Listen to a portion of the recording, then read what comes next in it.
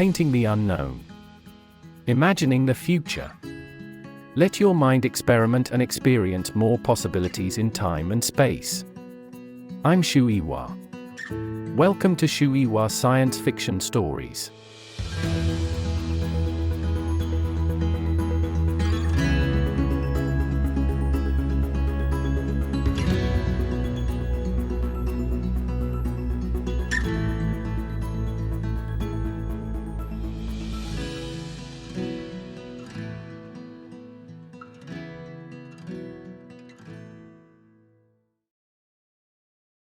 On his way home, Wang buys a V-suit, and as soon as his wife is asleep, he logs back into 3-body. Immediately, Wang is back in front of King Zhou's palace, though this time it looks Aztec instead of Egyptian. He is instinctively certain that eons have passed. Wang travels to the flat space at the top of the pyramid, where he observes a series of telescopes and various models of the universe. He also notices a strange machine, powered by enslaved people, in which a copper sphere is moved seemingly at random. A tall man approaches Wang and introduces himself as Mozi. Mozi explains that no civilization has been able to survive the onslaught of chaotic eras, but that civilization number 139 progressed all the way through to the Steam Age. Mozi shows Wang the skeleton of the famous philosopher Confucius. Confucius, too, tried to predict the pattern of the sun, using his conception of order and propriety. The sun rose when Confucius said it would, but then it suddenly dimmed and vanished. A single flying star then appeared. This story confuses Wang, as it disrupts his idea of what might be causing the chaotic eras. Mozi tells Wang that they are now in the Han Dynasty. Unlike the various thinkers who have come before him, Mozi is certain that he has solved the mystery of this universe. He tells Wang that he believes the universe is comprised of 2 nesting, hollow spheres floating in a sea of fire. The light of the sun and stars comes through holes in the spheres of the universe. The spheres move irregularly because they are propelled by the sea of fire. When Wang asks questions about this model, he finds Mozi's answers unsatisfactory, especially because Mozi wants to completely ignore the flying stars. As Wang asks more questions, he realizes that a clock stands inside to keep track of the spheres as they spin. Mozi explains that once the clock records the movements within the model, they will be able to create an accurate calendar, achieving the dream of hundreds of civilizations before us. Mozi informs Wang that according to his calculations, a long stable era is about to begin. As the passage of time in the game speeds up, Wang sees the world begin to rehydrate. While Mozi celebrates, Wang uses a telescope with a black shade to observe the sun.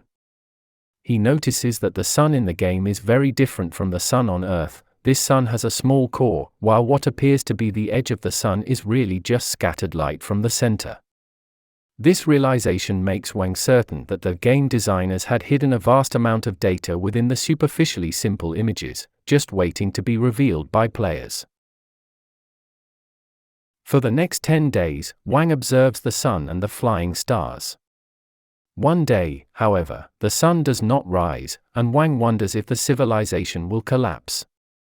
Mozi is not concerned, boasting that my predictions cannot be wrong, and just as he says this, the sun does indeed start to rise. But the sun rises so fast that it sets the world on fire almost immediately. Though Mozi is already aflame, he continues to insist that the universe is a machine. I created this machine. Wang realizes that he, too, is burning up. The sun disappears, and the sky returns to darkness. The game ends, and Wang gets a message encouraging him to log on again. Wang takes off his V-suit, troubled by the notion that 3-body is somehow more real than reality. He muses that the real world has come to seem like the superficially complex, but actually very simple, painting called along the river during the Qingming festival. The next day, Wang goes to work to distract himself, though he cannot hold off his sense of panic for long. After work, he decides to visit Yi Wenjie again at her home. When Wang tries to bring up what happened to Yi during the Cultural Revolution, she waves him off, explaining that it's all in the past and that her age has given her a strange sense of perspective. Instead, she chooses to tell Wang about her time at the Red Coast base. Wang has earlier learned that each time he logs into the game, he will enter a new civilization at a different stage of progress. Here, he also learns that the game can shift geographies. Whereas he began the first level in the Middle East, he is now in what looks like Mesoamerica.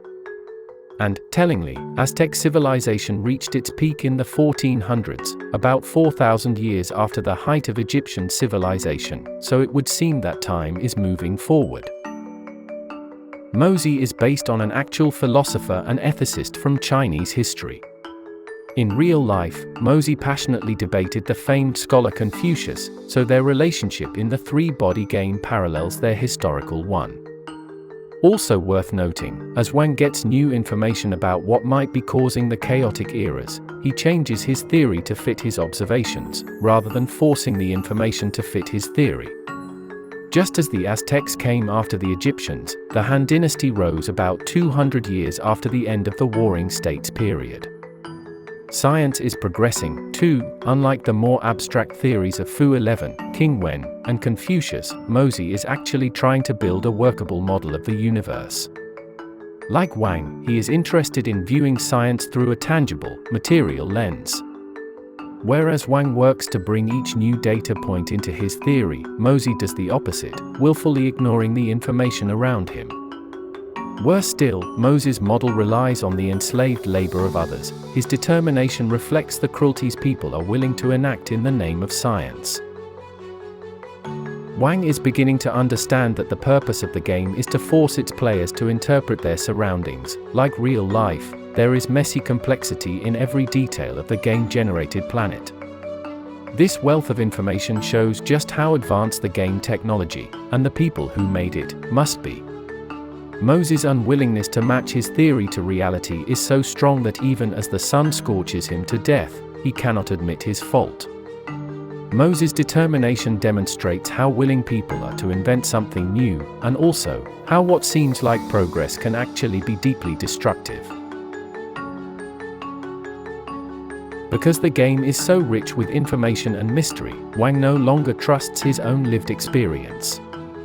But, as always, the comparison to the painting is a reminder that the world Wang lives in, though in some way simple, is also a place of great beauty and joy. Whereas Wang is beginning to idealize the past and dread the future, Yi Wenjie has almost no interest in talking about her earlier life. Still, the two have formed an unusual but touching bond, further proving how different the elderly Yi is from her younger, more isolated self.